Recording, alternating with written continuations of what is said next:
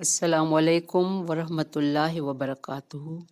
رب اشرح لی صدری ویسر لی امری واحلل عقدۃ من لسانی یفقہوا قولی رب زدنی علما۔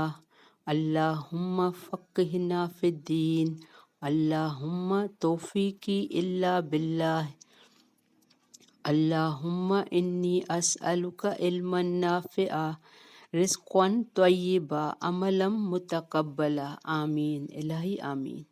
اللہم صلی علی محمد وعلی آل محمد کما صلیت علی ابراہیم وعلی آل ابراہیم انک حمید مجید۔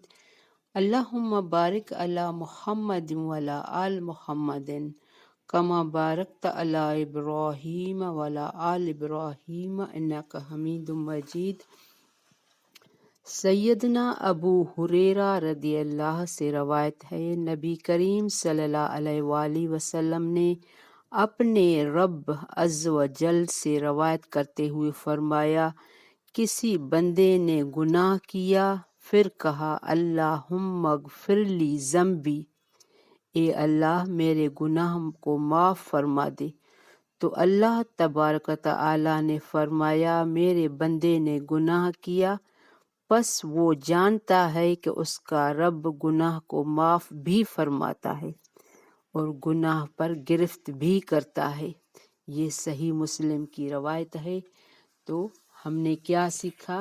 ہمیں اللہ سے امید رکھتے ہوئے اگر ہم سے گناہ ہو جائیں تو اس کی معافی طلب کریں، اور یہ بھی ہمارے ذہن میں ہو کہ ہمارے گناہوں کی گرفت بھی ہوگی۔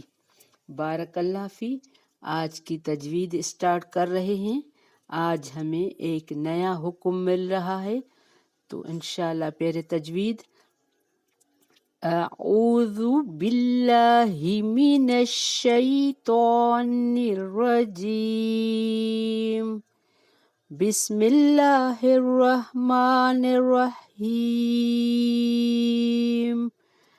آیت نمبر 180 سورۃ البقرہ۔ کتب علیکم اذا حضر احدکم الموت ان ترک خیرا الوصیۃ للوالدین والاقربین بالمعروف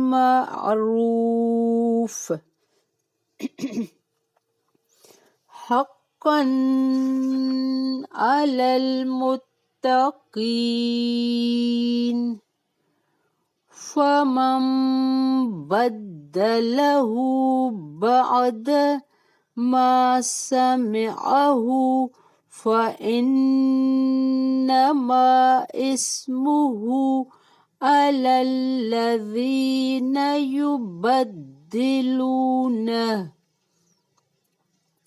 ان اللہ سمیع علیم۔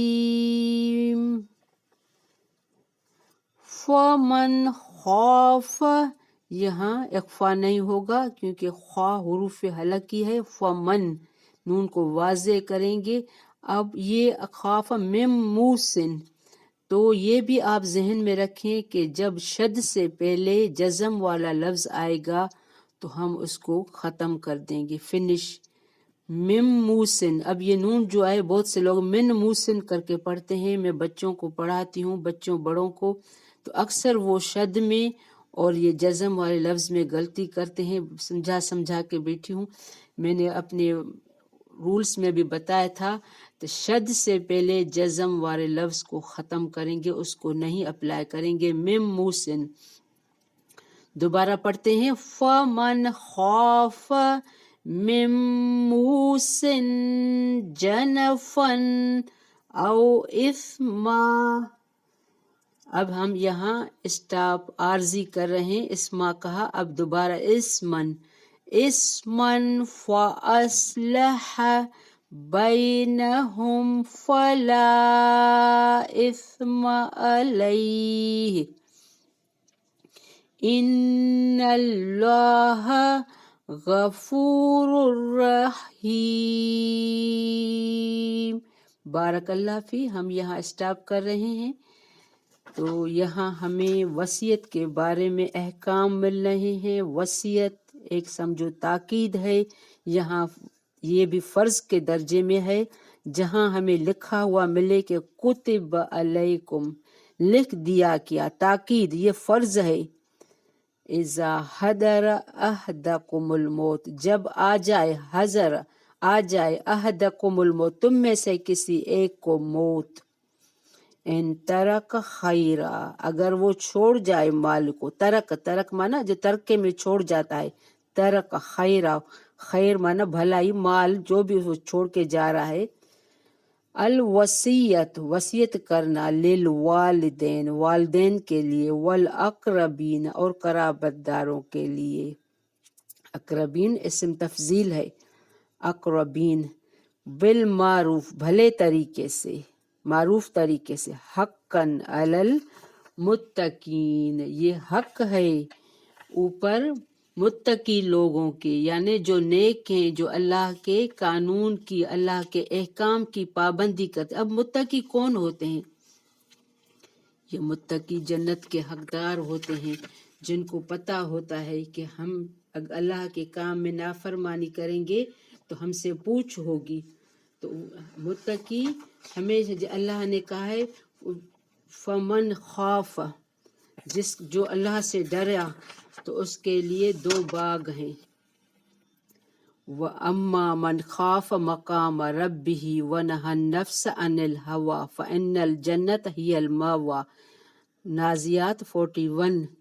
متقی کون ہوتے ہیں؟ جو منفی سوچ رکھنے والے ہوں، جو کانٹوں کے درمیان پھول بن کر رہیں، جو نفرتوں کے درمیان محبت کا ثبوت ہے، جو لوگوں کی زیادتیوں پر معاف کرے، وہ جنت کا ہوتا ہے، جنت کے بالا خانے۔ اب یہاں اللہ نے کیا کہا؟ متقی لوگ ایسا فیصلہ کرتے ہیں۔ تو ہمیں کیا سیکھا کہ مرنے سے پہلے وصیت کرنا ہمارے لیے ضروری ہے۔ یہ نہیں ہے کہ جب میں 40 50 کا 60 کا ہوں تو وصیت لکھوں گا، نہیں۔ کسی کو اپنی عمر کی کوئی پتہ نہیں، کوئی 20 میں جاتا ہے، کوئی 40 میں، کوئی 90 میں بھی نہیں جاتا۔ تو وصیت جب انسان باشعور ہو جائے تو وصیت لکھ کے رکھ دے کہ میں یہ چاہتا ہوں، میرے مرنے کے بعد ایسا ہونا چاہیے۔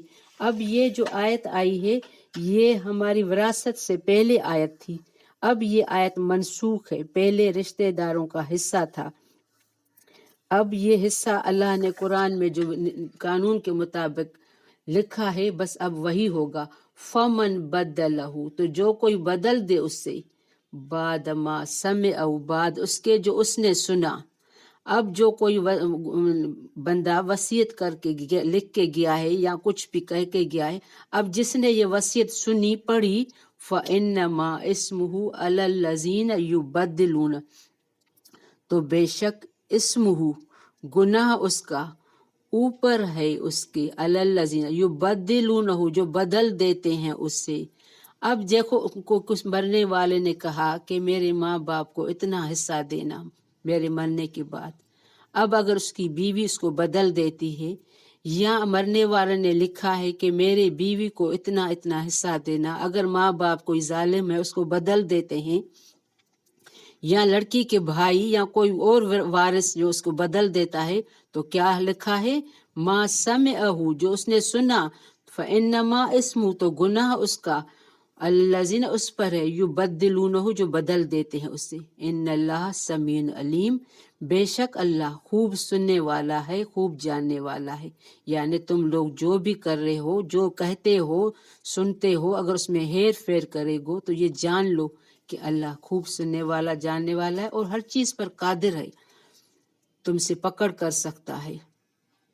فمن خاف من موسن، تو جو کوئی خوف کرے، من موسن، وصیت کرنے والے سے، جنفن، طرف داری کا، او اسمن، یا گناہ کا، فاصلح، تو اصلاح کرا دے، بینہم، درمیان ان کے، فلا اسمہ، تو نہیں کوئی گناہ علیہ اس پر، ان اللہ غفور الرحیم، بے شک اللہ بخشنے والا نہایت رحم کرنے والا ہے۔ یہ آیت تھوڑی الجھی ہوئی ہے، اس کو غور سے سمجھیں۔ فمن خاف من موسن، بہت سے لوگ ہوتے ہیں جو غصے میں اپنے بیٹے کو یا بیٹی کو دولت سے آگ کر دیتے ہیں، اپنے مال سے۔ تو جو کوئی خوف کرے وصیت ورنہ طرف داری کا، یعنی غلطی ہو جائے اس سے، او اسمن، یا اس نے گناہ کیا، یعنی جان بوجھ کر وہ کوئی کسی کو آگ کر رہا ہے دولت سے، مال سے، فاصلح، تو اصلاح کرا دے، یعنی وصیت درست کرا دے۔ اگر وصیت کرنے والے نے کسی بیٹی یا بیٹے کو یا بیوی کو، کسی کو، دو والدین کو آگ کیا ہے غصے میں، اس کو تکلیف پہنچی ہے، تو سننے والا جس نے وصیت سنی تو ان کے درمیان صلح کرا دے، قانون کے مطابق وراثت کر دے۔ فاصلح، تو اصلاح کرا دے، بینہم، درمیان ان کے، فلا اسم، تو نہیں کوئی گناہ، علیہ، اس پر، ان اللہ غفور، تو بے شک اللہ بہت بخشنے والا نہایت رحم کرنے والا ہے۔ یہ وصیت فرض ہے، ہم سب کو اپنی زندگی میں کرنی چاہیے۔ جب ہم الہدیٰ میں پڑھتے تھے تو جب یہ آیت آئی تھی تو ہم سے باقاعدہ اس کا وصیت نامہ لکھوایا گیا تھا کہ تم لوگ لکھ کے اپنے گھر میں رکھ دو۔ تو اس میں عمر کی قید نہیں ہے، یہ کتب لکھ دیا گیا ہے، تم پر فرض ہے، یعنی کیونکہ روزوں کے بارے میں بھی کتب لکھا ہے، وہ روزے بھی ہمارے لیے فرض ہیں۔ تو قرآن میں جو جو احکام ہمیں مل رہے ہیں آپ ان کو غور سے سنیں، خود بھی اپلائی کریں، دوسروں کو اپلائی کرائیں، یہ ہمارے لیے ہیں۔ اگر ہم ان کو بس ایسا ہی سن کے چھوڑ دیں گے تو ہمارے اوپر گناہ ہوگا، اس کو باقاعدہ اپلائی کرنا ہے، دوسروں کو کرنا ہے۔ بارک اللہ فی، ربنا تقبل منا انک انت السمیع العلیم وتب علینا انک انت التواب الرحیم، سبحانک اللہم وبحمدک، اشہد ان لا الہ الا انت، استغفرک واتوب الیک۔ السلام علیکم ورحمۃ اللہ وبرکاتہ۔